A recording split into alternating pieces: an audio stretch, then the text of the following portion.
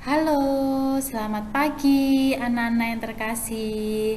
Bagaimana kabar kalian hari ini? Bu Ida harap kalian semua baik-baik di rumah ya. Dan jangan lupa untuk selalu menjaga kesehatan kalian selama belajar di rumah. Nah, anak-anak, hari ini kita akan belajar materi di tema 1 subtema 2. Sekarang sambil kalian buka buku paket temanya ya. Baik, materi hari ini adalah PPKN tentang kerjasama dalam keberagaman. Di materi PKN sebelumnya, kalian sudah paham kan keberagaman apa saja yang ada di Indonesia? Benar, ada keberagaman agama, suku, dan budaya. Budaya yang termasuk yaitu contohnya seperti rumah adat, pakaian tradisional, makanan tradisional, dan lain sebagainya. Nah, sekarang yang akan kita bahas yaitu walaupun negara Indonesia terdiri dari berbagai macam suku dan budaya, tetapi kita harus bisa menerapkan sikap kerjasama yang baik.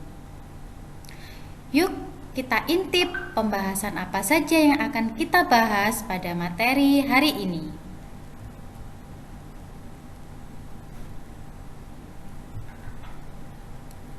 Yang akan dibahas pada materi hari ini yaitu yang pertama, pengertian kerjasama dalam keragaman.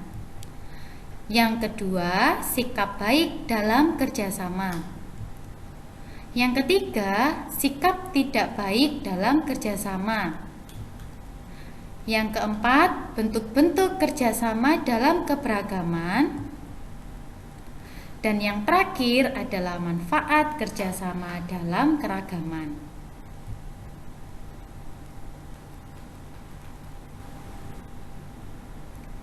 Sekarang, mungkin di kelas sebelumnya kalian sudah paham tentang kerjasama. Sekarang di kelas 4 kita akan mengingat kembali ya. Apa sih pengertian kerjasama itu? Kerjasama adalah kegiatan yang dilakukan secara bersama-sama dan hasilnya dinikmati secara bersama-sama pula. Sedangkan arti keragaman adalah bentuk perbedaan yang merujuk pada suku, bahasa, dan adat di setiap daerah.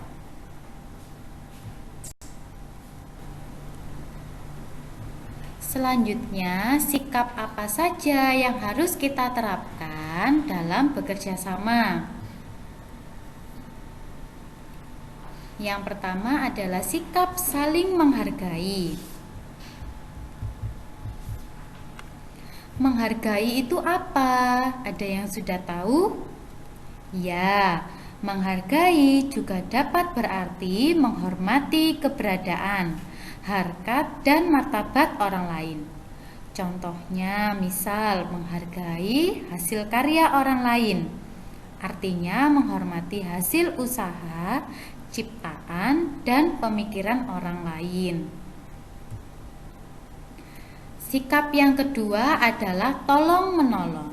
Nah, tolong menolong itu harus kita lakukan kepada semua orang ya.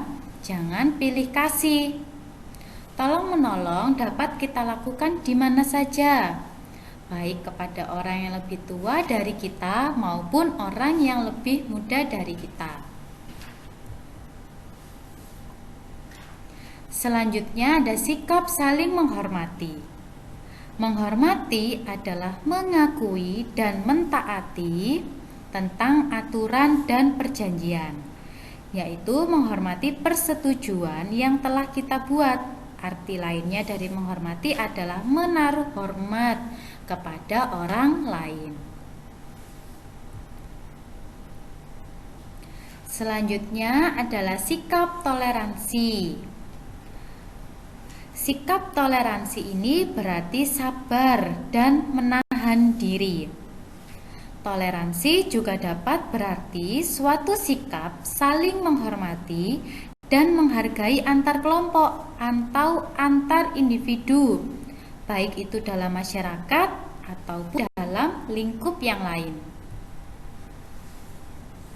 Dan yang terakhir adalah sikap mementingkan kepentingan bersama. Jadi kita tidak boleh egois ya. Nah, itulah sikap-sikap yang harus kita terapkan dalam bekerja sama.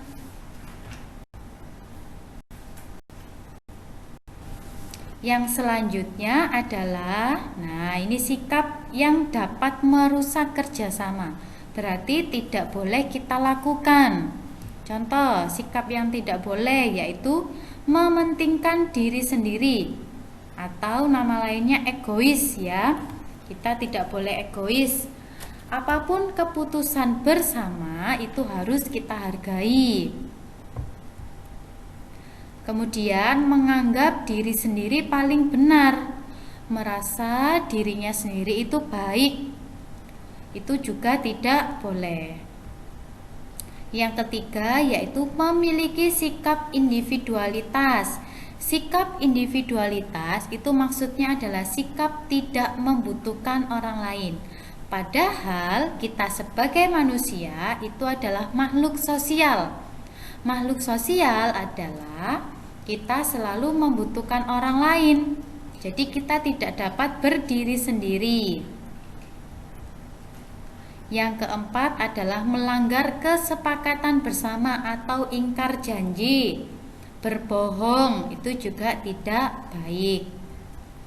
Dan yang terakhir adalah menyinggung perasaan orang lain. Menyinggung dalam artian kita menghina, kemudian kita mengejek pendapat orang lain, kita tidak menghargai hasil karya orang lain, tidak menghargai pendapat orang lain, itu juga sikap yang dapat merusak kerjasama. Nah, sebaiknya sikap ini harus kalian hindari ya, dan jangan kalian lakukan ketika bekerja sama dengan orang lain. Selanjutnya adalah bentuk-bentuk kerjasama. Kerjasama itu bisa dilakukan di mana saja. Yang pertama ada kerjasama di lingkungan rumah. Kerjasama di lingkungan rumah berarti kita bekerja sama dengan anggota keluarga kita. Seperti pada gambar, yaitu membantu orang tua membersihkan rumah. Kita mengajak adik atau kakak untuk bekerja sama. Yang kedua, bisa juga membantu memasak ibu. Jadi, ketika ibu kita sedang memasak, mama atau ibu memasak di rumah, sebaiknya kita membantu. Contoh yang ketiga adalah bermain bersama keluarga. Nah, semisal siapa yang punya adik di rumah, ketika ibu, mama kalian sedang sibuk, nah sebaiknya kalian membantu menjaga adik ya. Nah, itu juga termasuk contoh kerjasama yang dilakukan di lingkungan rumah.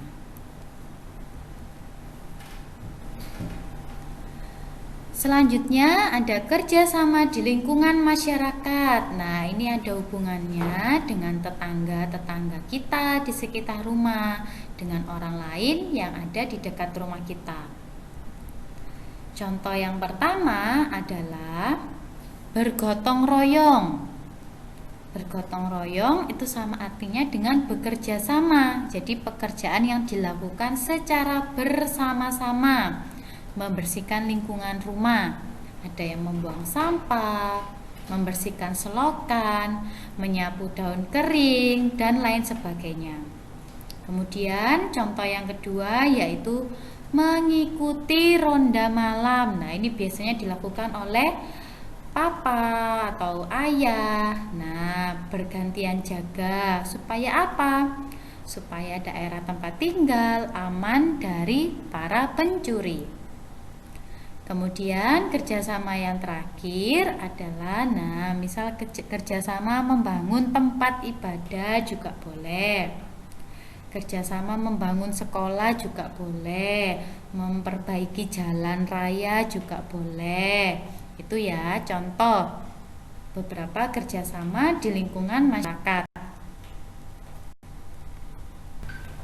Yang terakhir ada kerjasama di lingkungan sekolah. Nah, ini biasanya kita lakukan bersama dengan teman, Bapak Ibu guru, dan anggota sekolah yang lain. Nah, ini contoh-contoh kerjasama di sekolah.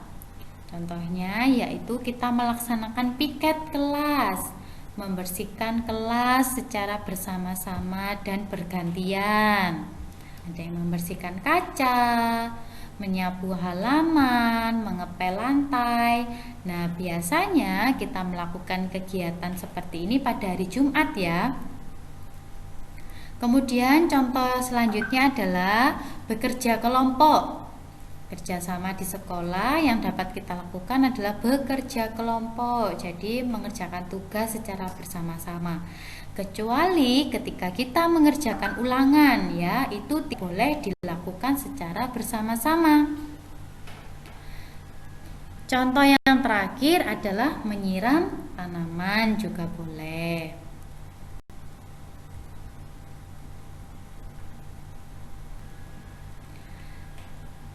Selanjutnya ada manfaat kerjasama. Jadi kerjasama ini ada manfaatnya loh. Yang pertama adalah menjalin kebersamaan. Karena kerjasama itu dilakukan secara bersama-sama, jadi kepada orang lain kita akan menumbuhkan rasa atau sikap kebersamaan. Yang kedua, manfaat kerjasama adalah pekerjaan berat menjadi ringan. Yang ketiga adalah menjaga persatuan dan kesatuan. Yang keempat, meningkatkan rasa solidaritas. Dan yang terakhir, menumbuhkan sikap toleransi. Jadi inilah kelima manfaat dari kerjasama yang kita lakukan.